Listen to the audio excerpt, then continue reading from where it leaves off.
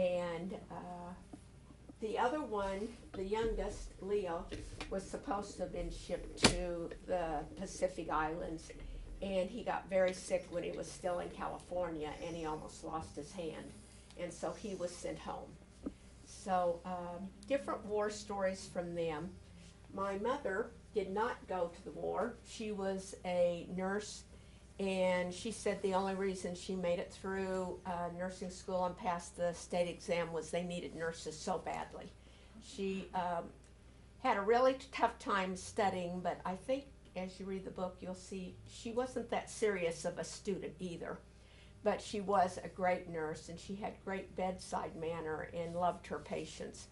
Even when she was older, it was kind of amazing. As a young nurse, she was in maternity wards and loved to take care of the babies. I guess that's why she had 12 of them.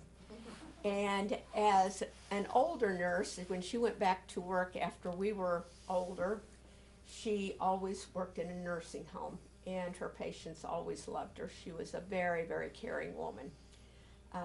But she was very strict as a mother, and that was why when I really realized what she did during college or during nurses training, I thought, this is the woman that would kill us if we did anything wrong. But she liked to have fun. And then some of you may know Agnes Clausen. She was Agnes Beat during nursing school, and before she got married, her first husband was her first husband was Cy Polly, and if you know Dr. Polly, that's his one of his uncles, and Agnes is actually still alive. She lives in Arizona now, and she's Dr. Polly's godmother. So little connections with people here in Fort Hutchinson. I also have some of the books that I used for research, and if you like World War II, you would enjoy any of these books. Beyond the Call of Duty is a lot.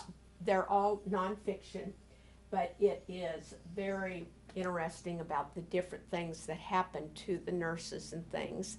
And the first flight nurse was the only one on the flight. She didn't even know she was becoming a flight nurse. She was just given orders. We have these 5 very sick patients.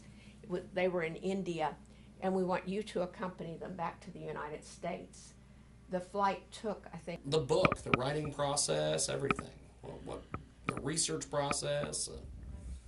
Well, as I said, when I started writing the book, there was no information about nurses during World War II other than the old, I can't even think of her name, Cherry somebody. They had a series, and there were some fictional stories and things like that, but nothing really that you could really look at. So I started writing the government and writing the year I started.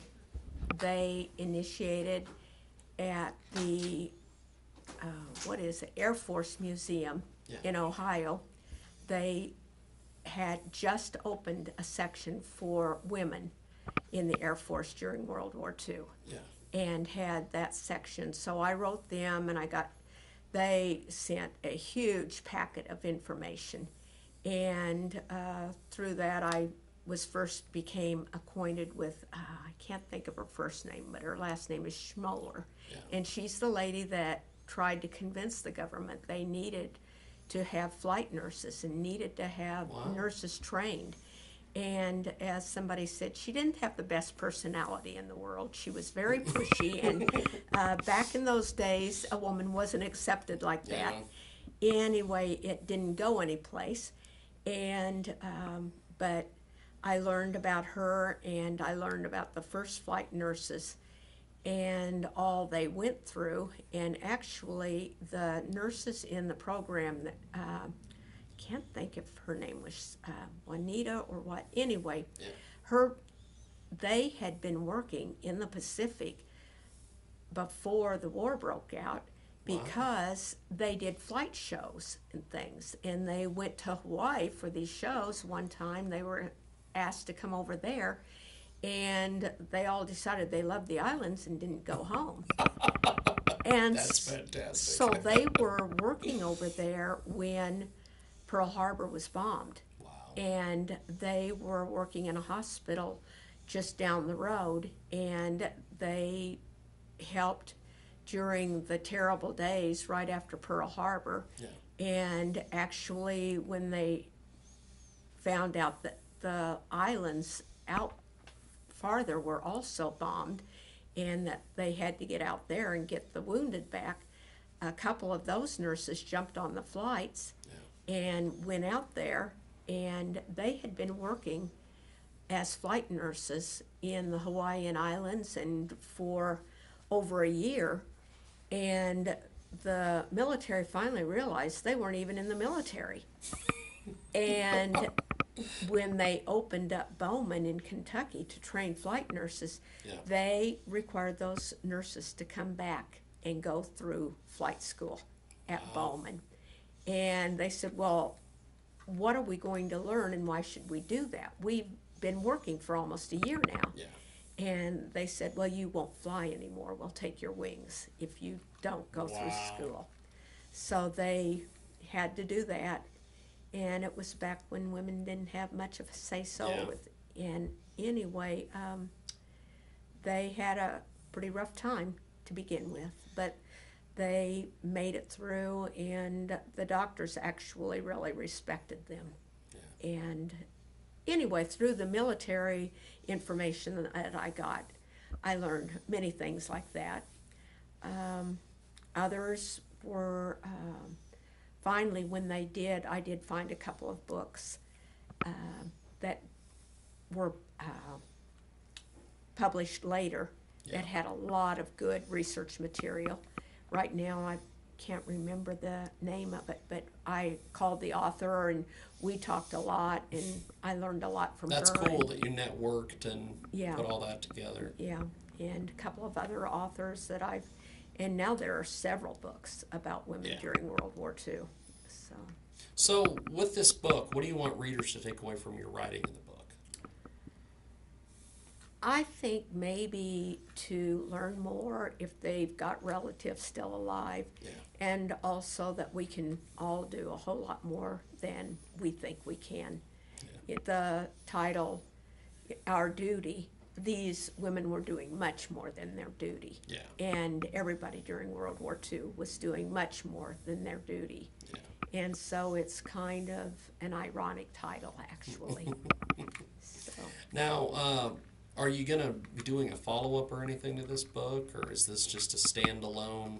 It's a standalone. I have a couple of other books in the works, a children's book, and actually a couple of children's books, and then another book about my grandmother who had a very tragic life. But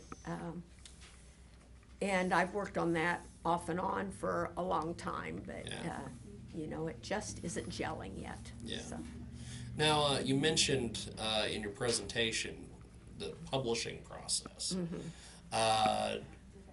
Why do you think it was so hard to get something like this book together? Because I've talked to authors about this before, and they've had similar stories, nightmare stories of trying to get books published. I've done lots and lots of webinars and gone to a few conferences, and what you hear at every single one, you have to have a huge, huge platform. And when they talk about a huge platform, big publishing companies don't look at you unless you have like 10,000 or more followers. And which most people, unless they don't have. And so it's the big name people that get the big publishers. And unless you just have an end somehow, some huge famous tragedy happens that everybody knows about, and we don't want those things to happen. Anyway, so of course, self-publishing has become a big thing, and some of those are not very legitimate, and a lot of people get really ripped off, and the thing that I was hearing at the first conferences I would go to was do not pay anybody anything to publish your book. Yeah. But in the last 5 years, I would say that hybrid publishing has become very, very lucrative. And it's where you work with the publisher instead of the publisher giving you a big advance, and then possibly you have to pay it back little by little if you don't sell enough books. Yep. You know, it sounds fantastic, but if you don't sell the books, that You're out. You're out, and you have to pay a lot of that back. The hybrid publishers, you work with them. They show you a package that, you know, what you want, how much you want them to do, and you can check them out. There's lots of good sites to check out publishers, like Editors and Predators, and going to conferences and taking webinars and doing those kinds of things and educating myself has been a big part of the process. That's awesome. And you know, when I decided to go with hybrid publishing, and I learned about them through connections on the internet, and the same week, and what they do is they require you to submit a query, and they don't just publish anyone, most of them I don't think, and they want to see what your writing is like, because they don't want their name on something that doesn't look good. Oh, yeah. And the same week I got offers from 2 different hybrid publishers. That's awesome. And one of them was for $4,000, and one of them cost $16,000. Wow. So, and they didn't seem to be offering that much different, you know, so it was a no-brainer to me. That's awesome. Yeah. Well, I appreciate you taking time to talk to us. The presentation was fantastic. Well, thank you. And if people want to pick up the book, where do they buy the book? How do they get a hold of you on the internet? Mm-hmm. Well, I've got a website. It's jerriwetahilger.com. Okay. And then my email address is, I'll just give you the personal one, jerrihilger@gmail.com. Fantastic. And the website, I actually have not kept it up like I should since the book has been published. I've been too busy trying to market the book. it. Yes, promoting the book. So anyway, and also the book is handled by Bluebird Books. Awesome. Yeah. Awesome. Well, thank you much. I appreciate You're welcome. it. Yeah, thank you. Definitely. 5 or 6 days, and she had to find accommodations for them at the hospitals that they landed at on the way, and different things. When she arrived at the hospital in, I think it was Walter Reed, she said she was so tired when they asked for her name, she had to look at her dog tags, that she was so tired she couldn't even remember who she was. Who was that? But what? Who was that? The first flight nurse, and they, before the war started, there was a group of nurses who were flying and had tried to convince the government that they needed to have a group of flight nurses because they knew everybody was talking about a war, but the government in their wisdom didn't think it was necessary. But not long into the war, they started the flight nurse program first in Kentucky, and then they moved it to Texas.